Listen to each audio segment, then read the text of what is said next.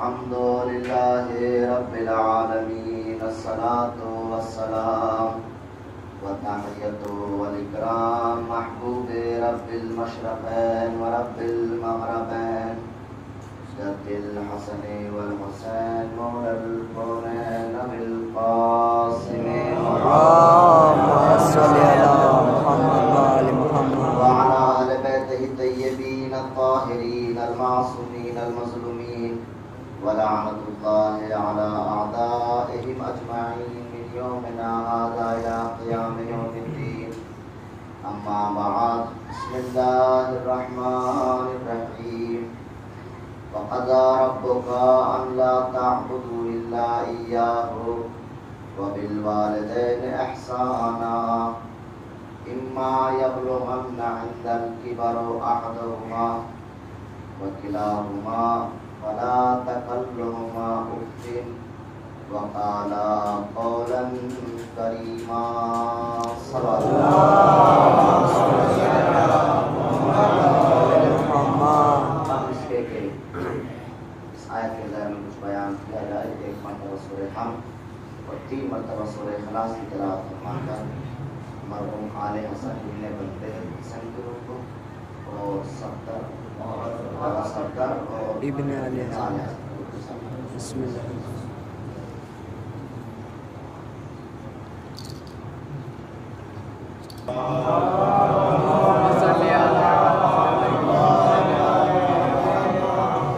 تعریف اس وحدہ لا شریک خدا کے لیے جس نے کائنات کو خلق کیا. لائق تعریف ہے، لائق عبادت. اور مقصد خلقت انسانیت اللہ نے بیان کیا کہ وما خلقت الجن والانس الا لیعبدون. ہم نے جن و انس کو خلق نہیں کیا مگر اس لیے کہ وہ ہماری عبادت کریں. تو اللہ کی عبادت یہ سوچ کر نہیں کرنی چاہیے کہ ہمیں اس نے پیدا کیا ہے، بلکہ یہ سوچ کر اس کی عبادت کرنی چاہیے کہ وہ لائق عبادت ہے، اس کے علاوہ کوئی لائق عبادت نہیں.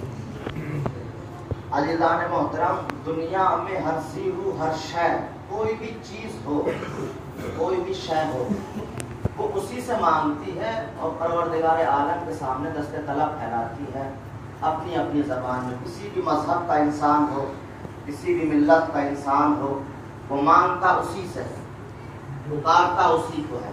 چاہے خوشی ہو چاہے غم ہو، وہ صرف اپنی زبان میں جو بھی اس کی زبان میں جو الفاظ مہیا ہیں وہ انہی زبان میں اسی کو پکارتا ہے.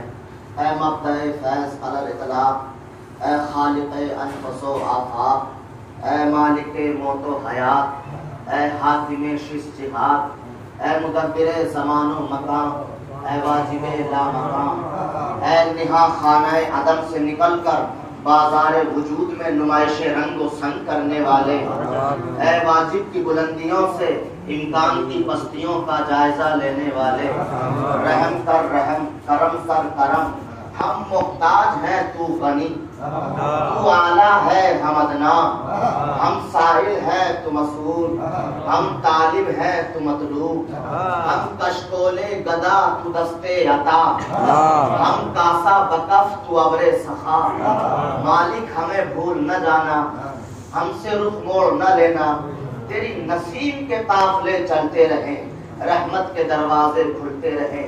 کسی نے اس کا جلوہ شمس میں دیکھا تو اس سے مانگا، کسی نے اس کا جلوہ قمر میں دیکھا تو اس سے مانگا، کسی نے اس کا جلوہ مہاتما بدھ کے آبروسی مجسمے میں دیکھا تو اس سے مانگا، کسی نے اس کا جلوہ گنگا کے جل میں دیکھا تو اس سے مانگا، کسی نے اس کا جلوہ زرد رنگ کی گائے میں دیکھا تو اس سے مانگا، کسی نے اس کا جلوہ جہاں اس کا جلوہ نظر آیا وہ اسی سے مانگتا رہا. کسی نے مسجد میں پکارا، کسی نے مندر میں پکارا، کسی نے شیوالے میں پکارا، کسی نے پیدا ہوتے ہی پکارا، کسی نے 40 سال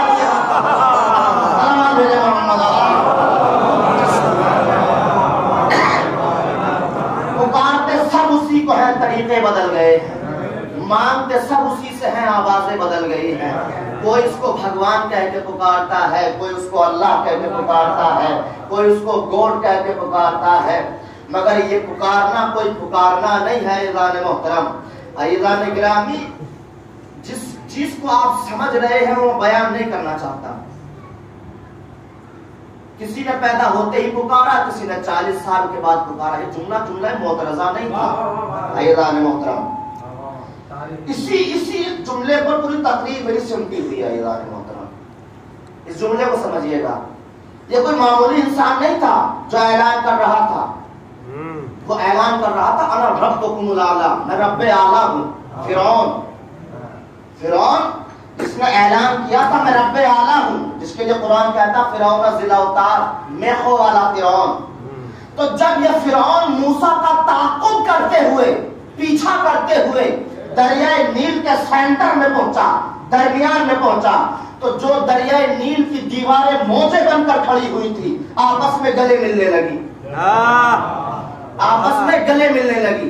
अज़ीज़ान मोहतरम, हमें दरियाए नील की मौजों से कम इतना सबक ले लेना चाहिए कि जब मुकाबला मुश्तरका दुश्मन से हो तो बिछड़े हुए गले मिल जाए।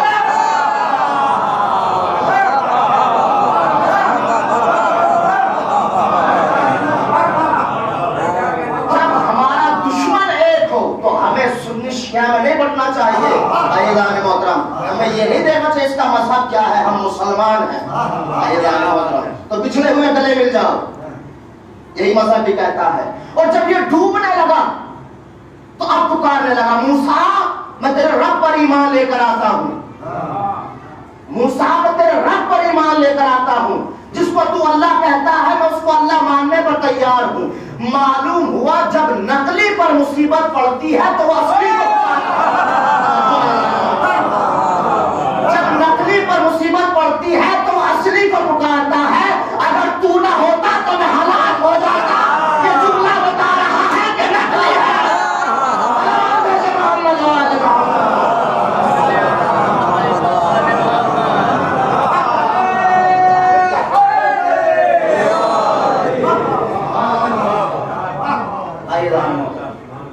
याद रखिएगा, परवरदिगार आलम की ज़ात लामहदूद है।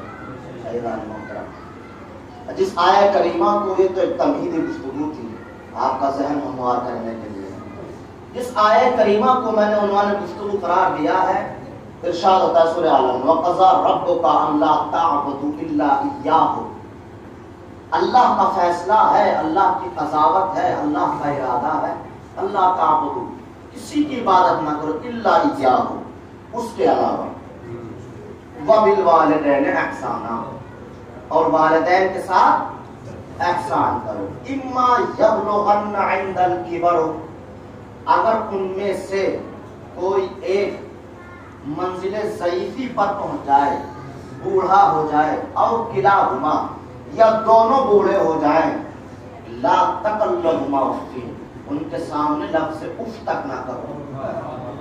वक़ाला कौलन करीमा, और जितनी बेहतरीन अंदाज में उनसे गुफ्तगू कर सकते हो उतने बेहतरीन अंदाज में उनसे गुफ्तगू करो। अरे उनको झुमकी ना दो, आप नहीं जानते हो, तुम्हें कुछ नहीं पता है, आपका जमाना गुजर गया है।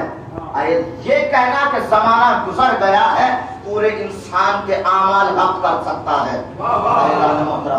अब एक जुमला पैगंबर की हदीस सुना दो, चूंकि बात से बात निकल कर आती है। एक बाप ने अपने बच्चे को पुकारा, बच्चे ने पुकार कर कहा मैं आता हूं अभी 1 मिनट में। रसूल इस्लाम इरशाद फरमाते कि 1 मिनट उसको जहन्नम लेकर जाएगा, 1 मिनट उसको जहन्नम लेकर जाएगा। और क्या अल्लाह ने मर्तबा रखा है माँ बाप का। जिस आयत में अपनी इबादत का जिक्र है उसी आयत में वालिदैन के साथ एहसान का जिक्र है। यानी इबादत एहसान से जुदा नहीं है, एहसान इबादत से जुदा नहीं है। अगर कोई ये सोचता है कि माँ बाप को परेशान कर कर अल्लाह को राजी कर लूंगा, गलतफहमी है। जहाँ तौहीद है वही एहसान होगा, और जहाँ एहसान होगा वही तौहीद होगी। एक दूर भेजे मोहम्मद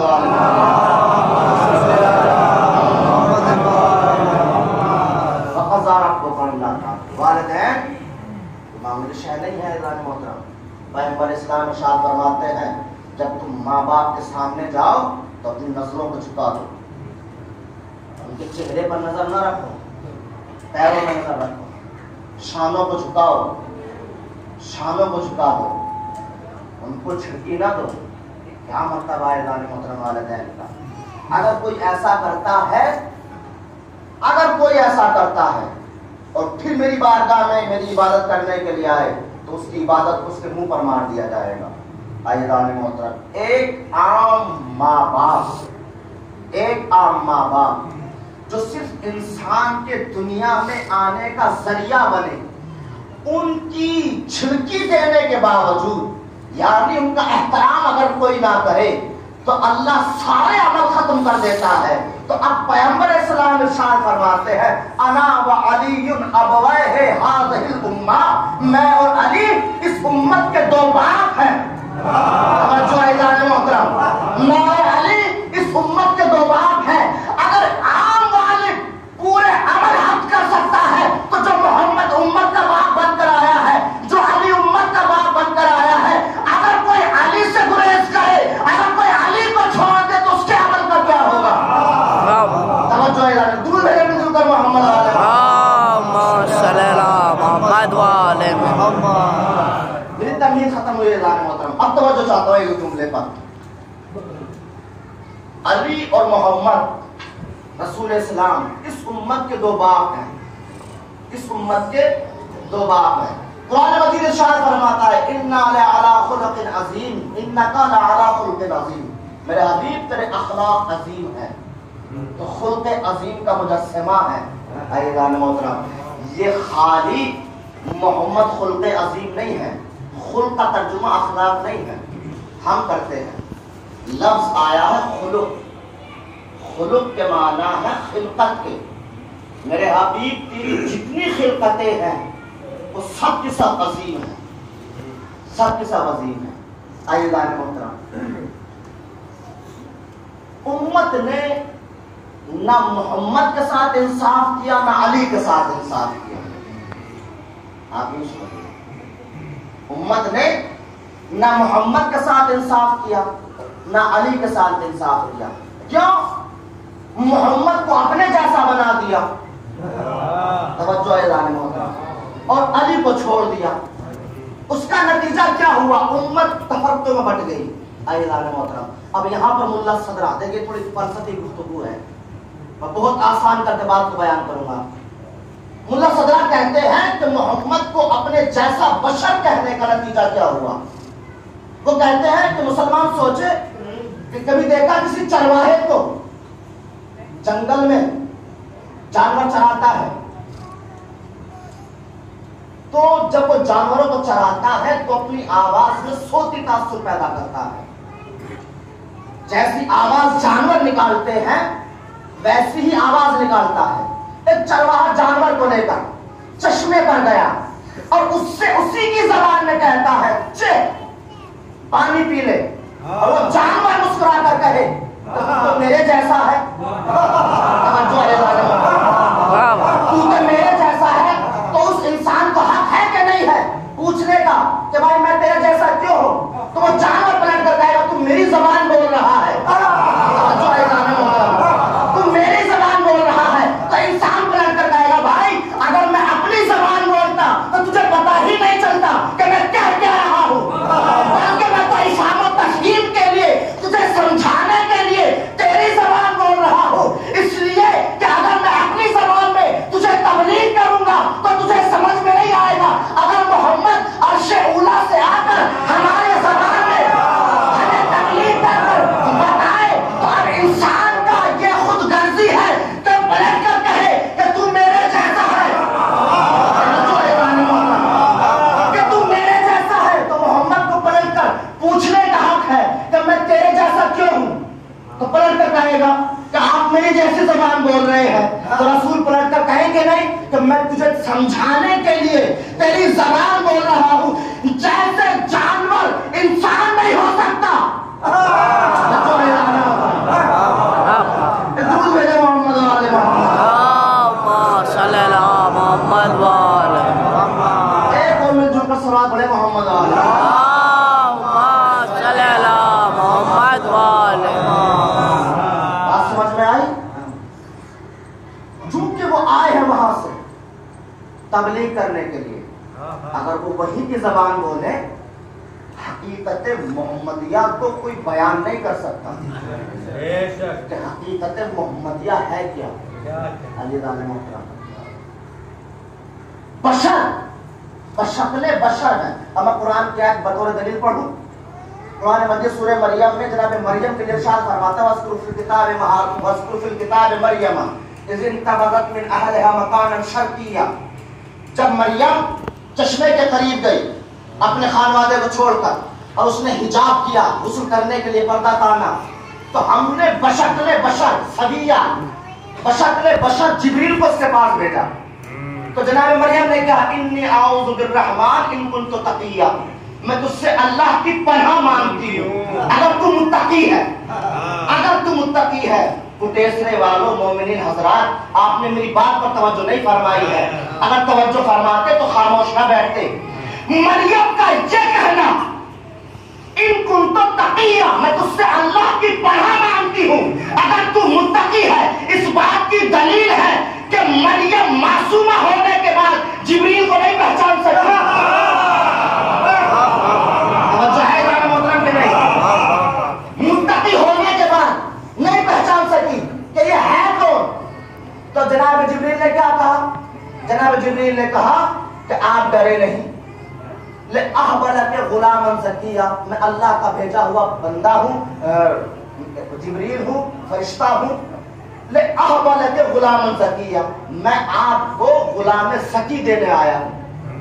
تو مریم کا یہ کہنا کہ میں تجھ سے پناہ مانگتی ہوں اس بات کی دلیل ہے کہ مریم نہ پہچان سکی. تو آپ کہیں گے بھائی یہ تو خاتون ہے عورت ہے اس میں کون سی فضیلت کی بات ہے. تو میں قرآن کی ایک اور روایت پیش کر دیتا ہوں. آیت قرآن مجید پڑھ کر کہتا ہے کہ جناب ابراہیم کی ضیافت بڑی مشہور تھی. مہمان نواز تھے. جب تک گھر پر کوئی مہمان نہیں آ جاتا تھا تب تک کھانا تناول نہیں فرماتے تھے.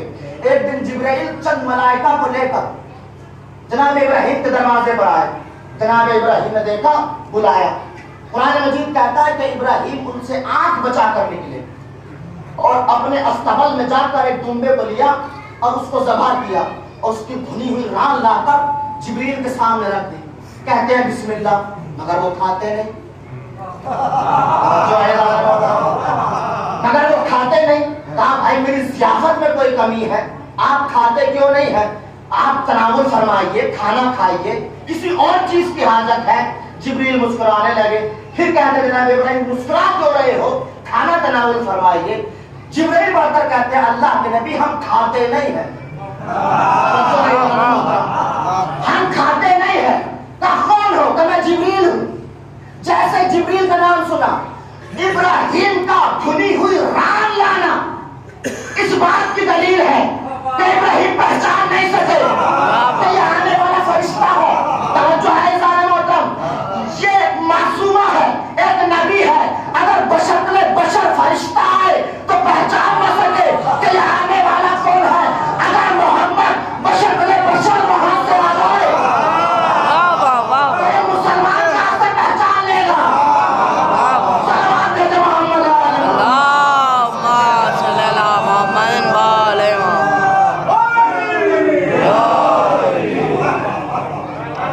یہ مسلمان کہاں سے پہچان لے گا. جب معصوم فرشتے کو معصوم نبی نہیں پہچان سکا تو یہ آنے والا کون ہے. یہ عام انسان جس کو اپنے عمل کا ہی پتا نہیں ہے وہ نبی کو پہچان لے گا کہ یہ نبی ہے یا بشر ہے. توجہ ہے اعلان محترم. مگر ایک گھرانہ یہی گھرانہ ہم نے دیکھا کہ جبریل شکلیں بدل بدل کر آیا مگر کبھی چھپ نہ سکا. توجہ ہے اعلان محترم. وہ مریم کا مقام تھا ابراہیم کا مقام تھا. جبریل آنے کے بعد دیکھیں فاطمہ کی منزل تو بہت اوپر کی ہے.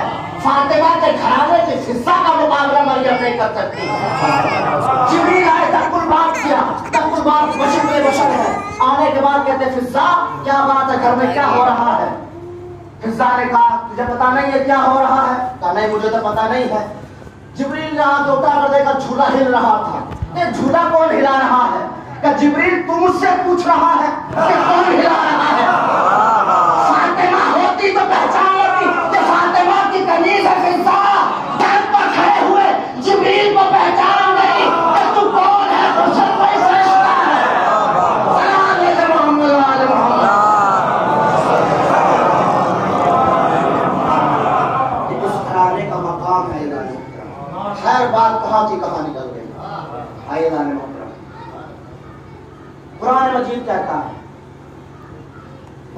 ربک اللہ تعبدوا الا اياه، والدین کی احسان کرو۔ علی اور محمد اس امت کے دو باپ ہیں۔ قرآن مجید بڑھ کر کہتا ہے، اور دیکھیے عجیب ہے، اب دیکھیے بات قرآن کی آتی ہے، ذہن میں آتی ہے۔ جناب نوح کے لیے اللہ نے ارشاد فرماتا ہے انی اعوذ ان تکون من الجاہلین، اے نوح خبردار، ہوشیار، جاہلین میں سے نہ ہو جانا۔ جاہلین میں سے نہیں، بات جو ہے مبہم ہو جائے گی آپ کے لیے۔ ایک مثال دے دوں، بات آسان ہو جائے گی۔ جو بڑے گھر کی خواتین ہوتی ہیں نا، خواتین ہوتی ہیں، جب اپنے بچے کو نہلا دھلا کر نئے کپڑے پہناتی ہے اور بچہ باہر جانے لگتا ہے تو اس سے کیا کہتی ہے، اے بیٹے باہر کے بچوں کے ساتھ نہ کھیلنا، باہر کے بچوں، محلے کے بچوں کے ساتھ نہ کھیلنا۔ کیوں؟ تو ان کے جیسا ہو جائے گا، ان کے جیسا ہو جائے گا۔ تو اس کے بچے کا ان کے جیسا ہو جانا یہ اس کے بچے کی توہین ہے۔ توجہ ہے اعلان محترم، اس کے بچے کی توہین ہے۔ اللہ قرآن مجید میں جناب نوح کے لیے کہہ رہا ہے اے نوح جاہلین جیسا نہ ہو جانا۔ کیوں؟ اس لیے کہ تیری پستی ہے، توہین ہے۔ اگر تو جاہلین جیسا ہو جائے تو نوح کو منع کر رہا ہے اللہ جاہلین جیسا ہونے کے لیے۔ مگر کیا مرتبہ ہے محمد کا؟ آواز آتی ہے ان تکونا کا صاحب الحوت، اے محمد مچھلی والے نبی جیسا نہ ہو جانا۔ یعنی ایک عام نبی عام انسان جیسا نہیں ہو جاتا، نہیں ہونے کے لیے ایک منع کرتا ہے اللہ، اور ہمارے نبی کے لیے کہہ رہا ہے کہ نبیوں جیسا نہ ہو جانا۔ جملے پر غور نہیں فرمایا ہے ذہن محترم، یعنی جس نبی سے اللہ عام نبی ہونے کے لیے منع کر رہا ہے وہ نبی عام انسان جیسا ہو جائے گا۔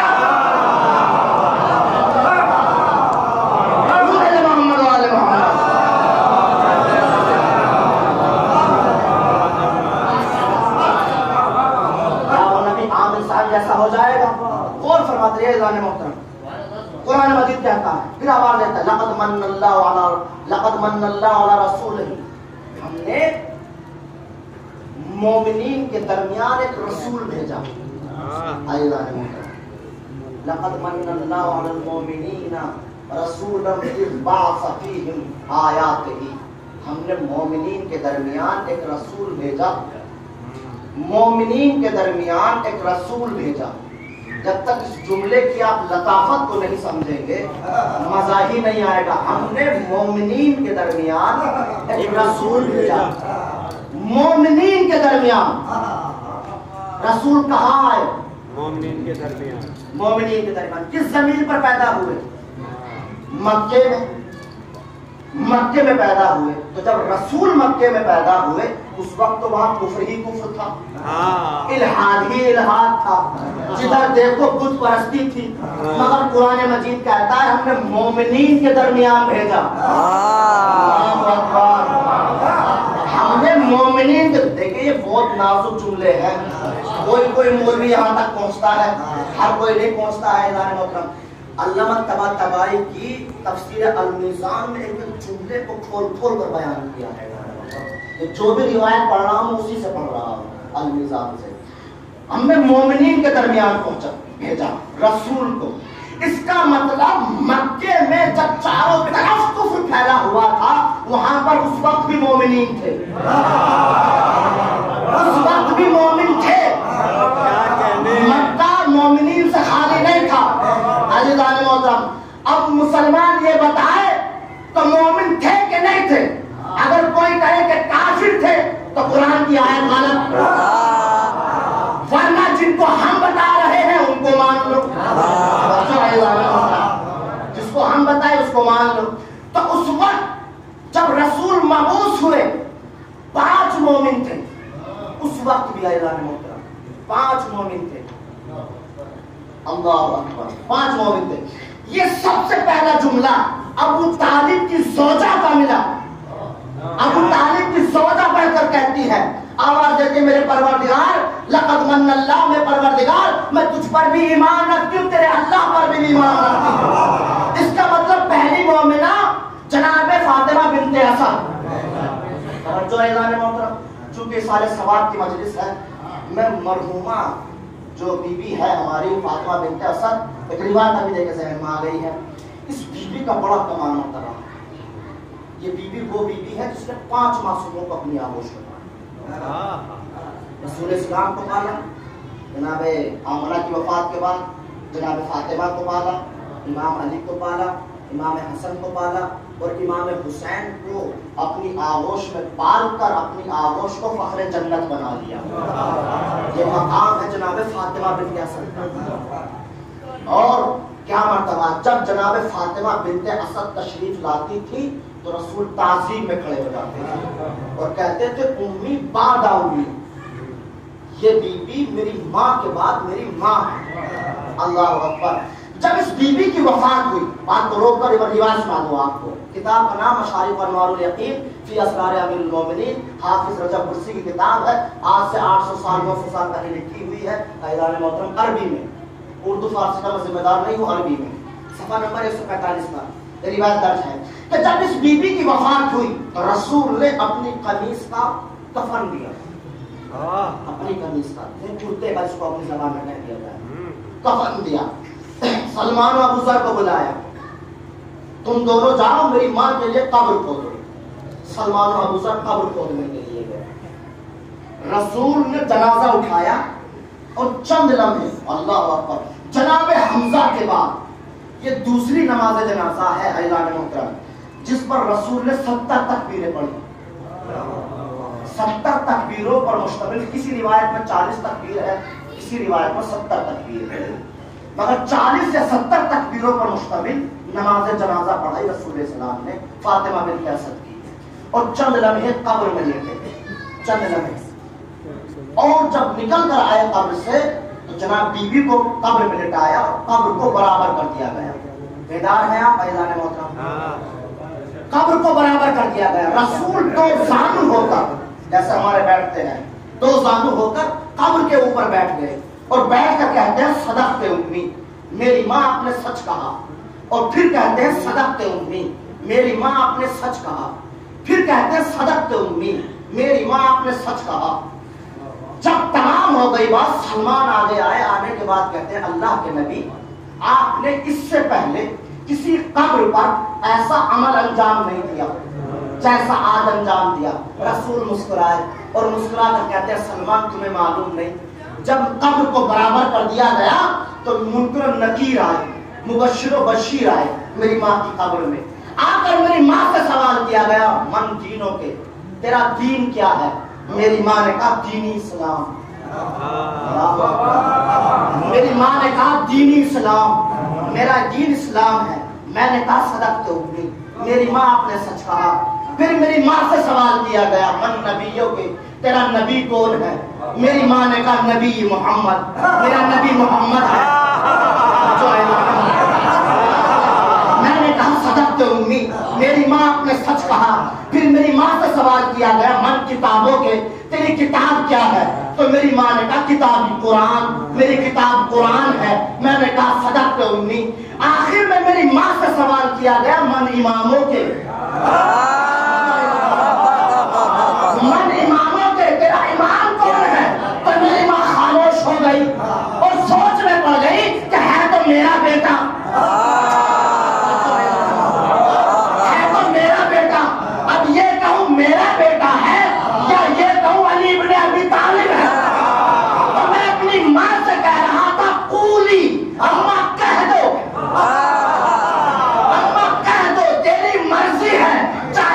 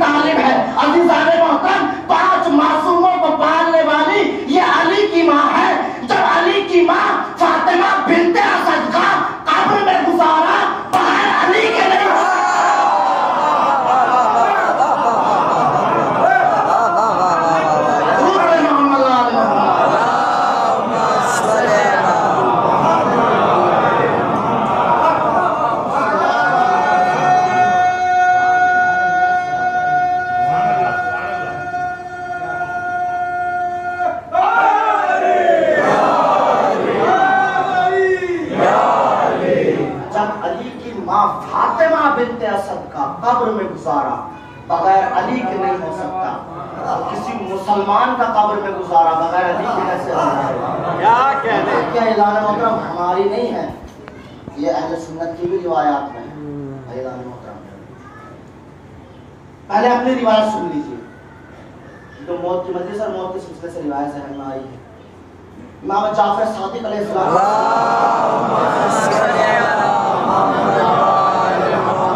فرماتے کہ جب کوئی ہمارے چاہنے والے کی روح قبض کرنے کا وقت آتا ہے تو ملک الموت پہلے ہمارے پاس آتا ہے اجازت لینے کے لیے. مولا آج آپ کے فلاں بندے مومن کی روح قبض کرنے جا رہا. تو امام فرماتے ہیں ایسی شکل میں جائے گا کافر بہترین لباس میں. ملک الموت بہترین لباس میں بہترین شکل اختیار کرو، بہترین شکل اختیار کرتا ہے. جا کر کھڑے ہو جانا، جب تک ہمارا اشارہ نہ ہو اس وقت تک روح قبض نہ کرنا. ملک الموت کھڑا ہو جاتا ہے.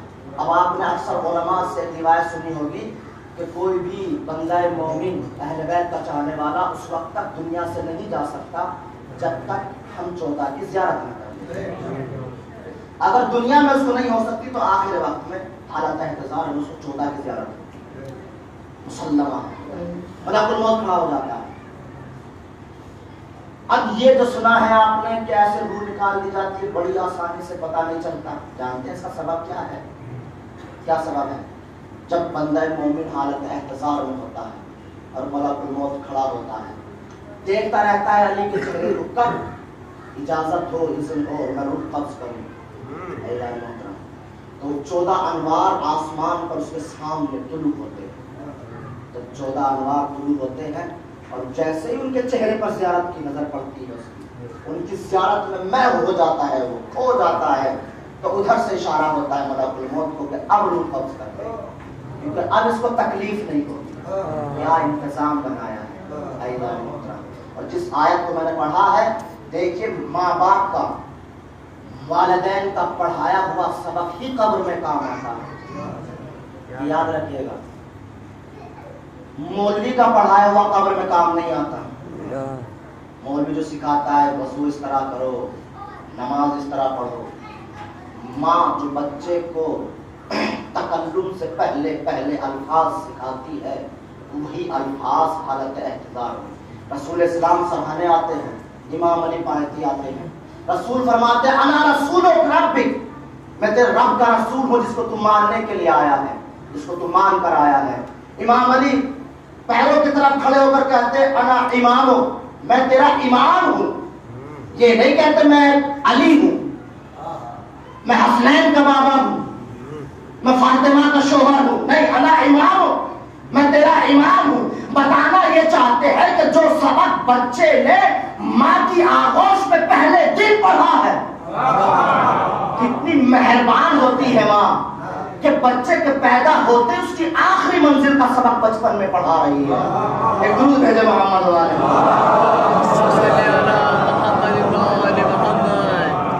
تو آواز آئی لقد من اللہ علی رسولہ، ہم نے مومنین کے درمیان رسول بھیجا. تو پہلی مومنہ کون؟ اس وقت جناب فاطمہ بنت اسد. دوسرا مومن ایران محترم دعوت ذوالشیرہ آپ نے ہزاروں مرتبہ سنی ہوگی، سنی ہے کہ نہیں ہے؟ دعوت ذوالشیرہ میں رسول السلام نے دعوت کی مومنین کو پیغام دینے کے لیے، مسلمانوں کو جو کافرین کو بلایا کہ ہم اللہ کے نبی ہیں. پہلے دن کھایا، جیسے رسول کھڑے ہونے لگے کچھ کہنے کے لیے ایک ابو جہل کھڑا ہوا. کھڑا ہونے کے بعد پہلے کھلا لیا، اب اس کی اجرت لو گے. اور اتنا کہنے کے بعد سارے مظلوم لے کر چلا گیا. دوسرا دن ہوا، پھر بھی یہی ہوا. جناب ابو طالب آئے محمد کے پاس. توجہ، دوسرا مومن سنیے. آ کر کہتے ہیں بیٹا محمد بات کیا ہے؟ کہ اللہ کا پیغام پہنچانا ہے. جیسے ہی یہ سنا کہ اللہ کا پیغام پہنچانا ہے جناب ابو طالب نے کہا کہ پہلے کیوں نہیں بتایا؟ کل دیکھتے ہیں کہ چاہتا کون ہے. توجہ ہے، چاہتا کون ہے. گزارا گیا تیسرے دن. اعلان محترم سارا مجمع بیٹھا ہوا ہے.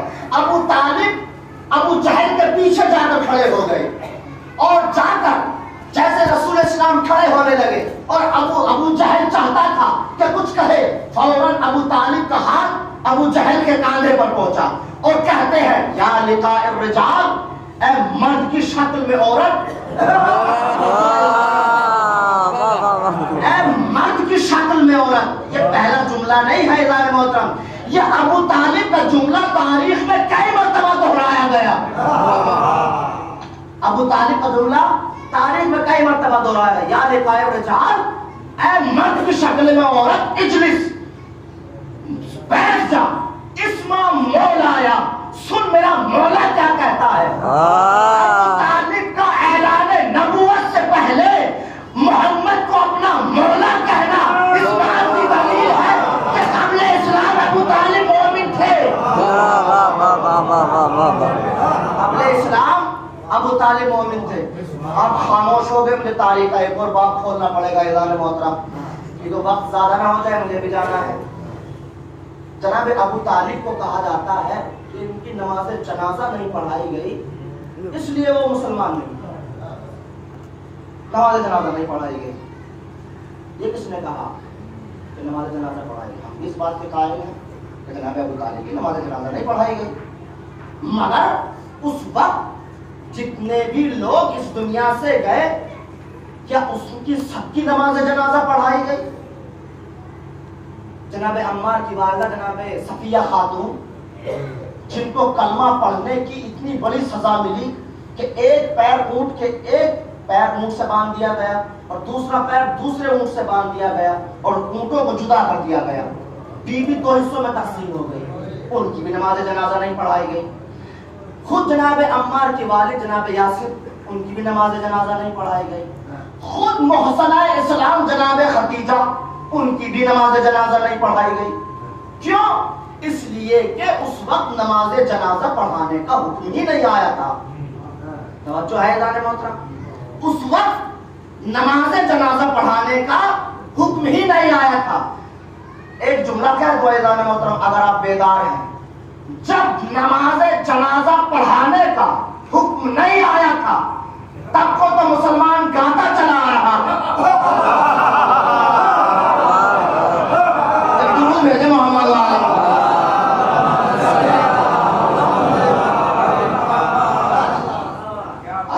दूसरे मोमिन जनाब अबू तालिब।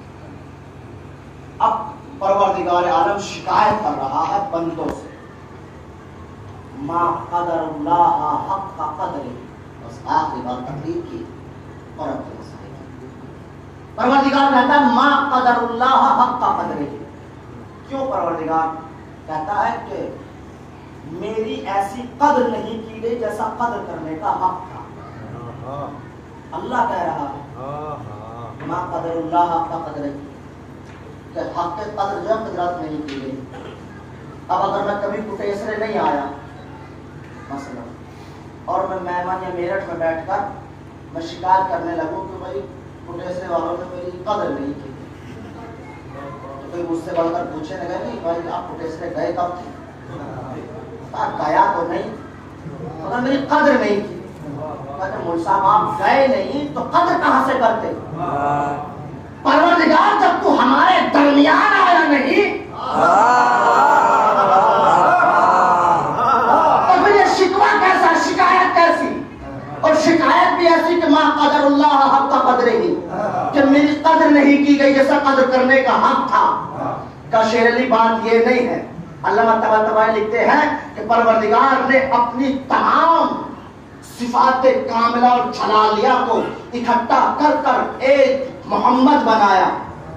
जैसे एक फनकार अपना फनकारा तराश कर उसको सूटकेस में सजा देता है ताकि लोग उसको देखें तो फनकार की तारीफ करेंगे। कितना अच्छा फनकार है, कितना अच्छा फनकार है, कितने अच्छा मुजस्समा बनाया है। अल्लाह ने अपनी तमाम सिफात कमाले और जलालिया से मोहम्मद को बनाया और मोहम्मद को बनाने के बाद इंसानों के दरमियान भेजा, मगर ये इंसानों की बेगैरती है कि कहना शुरू कर दिया मेरे जैसा है, मेरे जैसा। मेरे मोहम्मद वाले मोहम्मद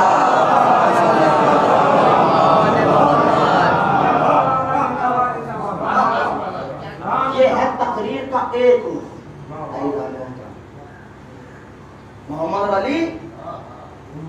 محمد کے 2 باب ہیں، یہ تقریر کا ایک، تقریر کے دوسرے رخ کی بات سن لیجیے گا۔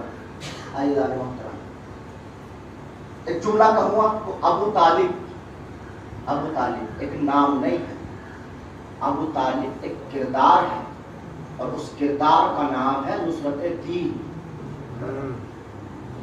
ابو طالب ایک نام نہیں ہے، ابو طالب ایک کردار ہے، اور اس کردار کا نام ہے نصرت دین۔ جملے کو سمجھیے گا۔ کہیں گے مولوی صاحب ہو کیسے آپ کی بات جو ہے مبہم ہو گئی، سمجھ میں نہیں آ رہی۔ کوئی لوگ یہاں سے زیارت کے لیے گئے ہوں گے، اور جو نہیں گئے خدا ان کو لے کر جائے۔ آپ یہاں سے زیارت کے لیے چلیے، انڈیا ایئرپورٹ پر پہنچے مثلا، اور جب انڈیا ایئرپورٹ پر پہنچے تو آپ کو پیاس لگی۔ جب پیاس لگی تو آپ نے کہا پانی، ایک شخص پانی لے کر آ گیا آپ کے خدمت، پانی پیا آپ نے، فلائٹ پوری ایران پہنچ گئی۔ آپ کو پھر پیاس لگی، آپ نے کہا پانی، کسی نے سنائی نہیں، کسی نے سنائی نہیں، کہا بھائی یہ کیسے ملک میں آ گئے، کوئی پانی پلانے کے لیے تیار نہیں ہے۔ تو آپ کا قافلہ سالار آپ سے کیا کہے گا، بھائی یہ ہندوستان نہیں ہے، یہ ایران ہے، یہاں کی زبان اردو نہیں ہے، فارسی ہے، پرسین ہے۔ پھر کہا آپ کہو۔ اب جیسے ہی آپ کہا، چیز وہی آئی جو دہلی میں تھی، چیز وہی آئی جو دہلی میں تھی۔ آپ نے کیا اور پھر آپ عراق پہنچ گئے۔ عراق پہنچے، آپ کو پھر پیاس لگی، آپ نے پھر کہا آپ، پھر کسی نے نہیں سنا۔ کہا آپ کیا ہے بھائی، کہ یہ عرب کنٹری ہے، عرب ملک ہے۔ کہا پھر کہ ماں کہو، میم الف حمزہ ماں۔ جیسے ہی ماں کہا، چیز وہی آئی جو ہندوستان میں تھی، جو ایران میں تھی۔ معلوم ہوا جگہ کے بدلنے سے نام بدلتا ہے، چیز وہی رہتی ہے۔ یہ اتنی لمبی مثال میں نے صرف ایک جملے کو سمجھانے کے لیے دی ہے۔ معلوم ہوا جگہ کے بدلنے سے نام بدلتا ہے، چیز وہی رہتی ہے۔ دعوت ذوالعشیرہ میں جس نصرت دین کا وعدہ ابو طالب نے کیا تھا، اسی کردار کا نام مکے میں ابو طالب ہے، مدینے میں علی ہے۔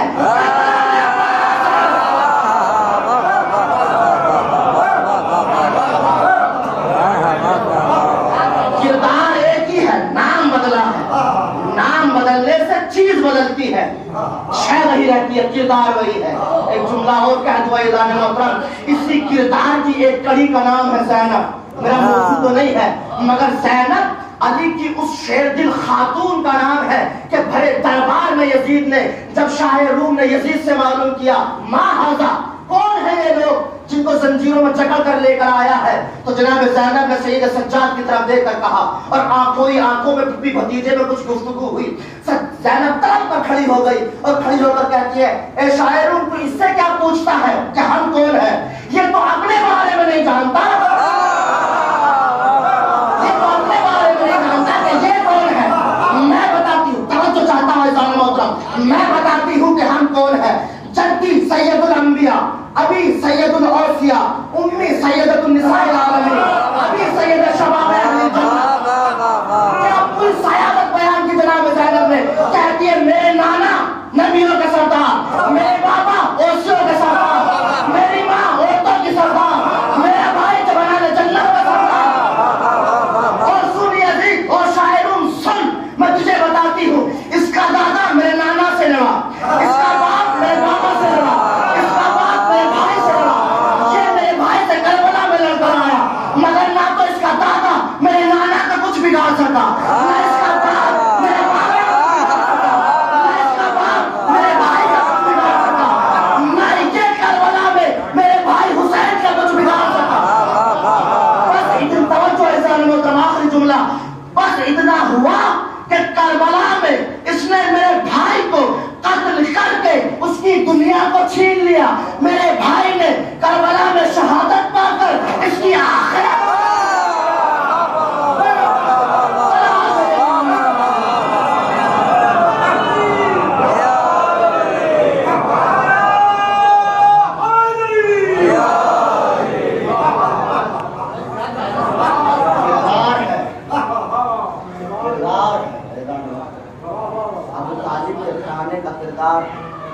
کردار کو اگر دیکھنا ہے تو علی جان محترم جو کردار مکے میں جناب ابو طالب کا تھا وہی کردار مدینے میں علی کا تھا۔ علی کو فکر لاحق تھی کہ یہ کردار آگے کیسے بڑھے، کیونکہ جو بیٹے اللہ نے حسن اور حسین کی شکل میں علی کو دیے تھے وہ تو مباہلہ میں رسول کو دے دیے۔ تو علی مصلی پر بیٹھ کر ایک بچے کی دعا کر رہے ہیں تاکہ کردار تو اللہ اپنے عباس کی شکل میں دے۔ اور کیا آپ نے یہ معلوم کرا، یہ ہے اہل بیت کا گھرانہ۔ اس لیے کہا جاتا ہے کہ من مات علی حب آل محمد مات شہیدا، جو آل محمد کی محبت میں مر جائے وہ مرتا نہیں ہے، شہید ہوتا ہے۔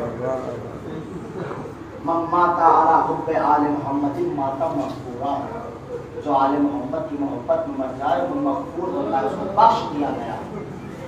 الا ومن مات علی حب آل محمد سنت والجماعہ، جو محبت آل محمد رکھ کر اس دنیا سے چلا جائے وہ سنت رسول پر مرتا ہے۔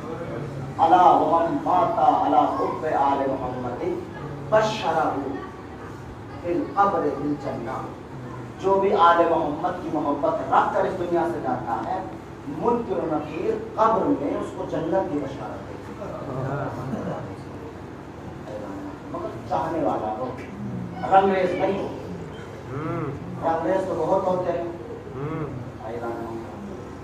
امام حسین علیہ الصلوۃ والسلام جس قافلے کو لے کر 28 رجب کو چلے، دو مرحومین کے سارے سوال، ایک بیٹا ہے ایک باپ ہے۔ اس طرح کی مجلس میں ذہن متفق ہوتا ہے کہ مسائل پڑھے جائیں تو کہاں سے شروع کیے جائیں۔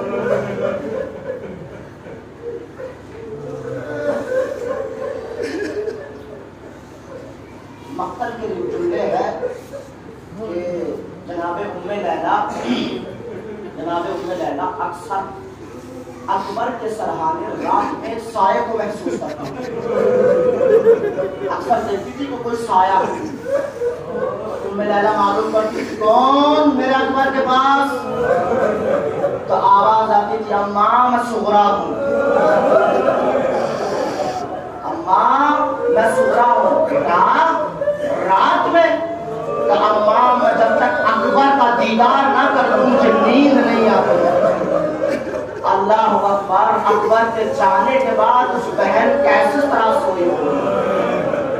تاریخ کے جملے ہیں کہ جہاں اکبر نقش قدم رکھ کر گئے تھے سغرا اسی نقش قدم پر اپنے چہرے کو رکھ کر ہمیشہ یہی پکارتی تھی اکبر میرے بھیا وعدہ کر کر گئے تھے ابھی تک واپس نہیں آئے۔ اللہ اکبر۔ جب اکبر میدان کارزار میں کربلا میں حسین کے پاس آئے اور آنے کے بعد کہتے بابا رن کی اجازت دے دیجیے، تو امام حسین کہتے بیٹا میں تجھے کیسے رن کی اجازت دے دوں اور کس دل سے رن کی اجازت دے؟ بیٹے تو شبیہ رسول ہے، جب مجھے اپنے نانا کی زیارت کا شوق ہوتا ہے تو میں تیرا دیدار کر لیتا ہوں، اے بیٹا میں کیسے رن کی اجازت دوں؟ مگر اکبر نے اصرار کیا، جا کر کہتے ہیں اچھا اگر تم اصرار کرتے ہو تو جاؤ پہلے اپنی ماں سے آخری دیدار اجازت دو۔ ماں کے پاس پہنچے، ماں نے کہا اکبر پہلے اپنی پھوپھی سے اجازت لو جس نے 18 برس والا ہے۔ عزیزان محترم میں جس روایت پر آپ لانا چاہتا ہوں انشاءاللہ آپ کی آنکھوں سے یہ روایت اتنی عظیم ہے کہ پڑھتے انسان پڑھ بھی نہیں سکتا ہے۔ تاریخ یہ بتاتی ہے کہ جب اکبر اجازت لے کر نکلے تو ایسا لگ رہا تھا جیسے بھرے گھر سے جنازہ نکل رہا ہے۔ اللہ اکبر۔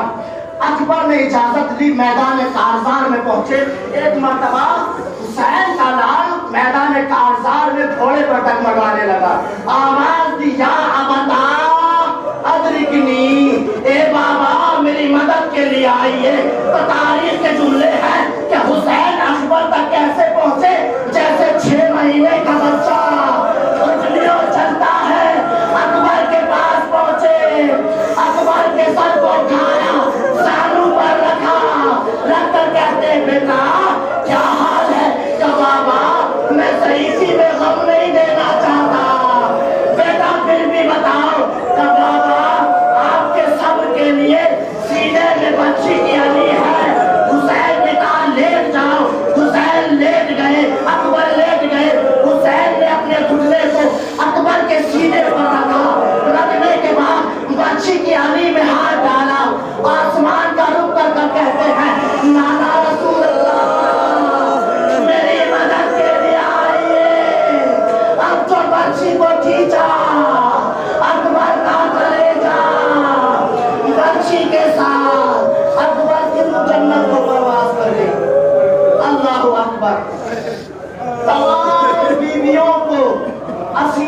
کر لے جایا گیا. اللہ اکبر. وہ روایت سنیے.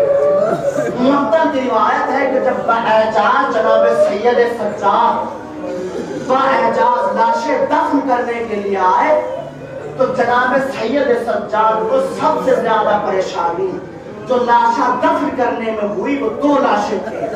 ایک عباس کا لاشا, ایک علی اکبر کا لاشا. اللہ اکبر.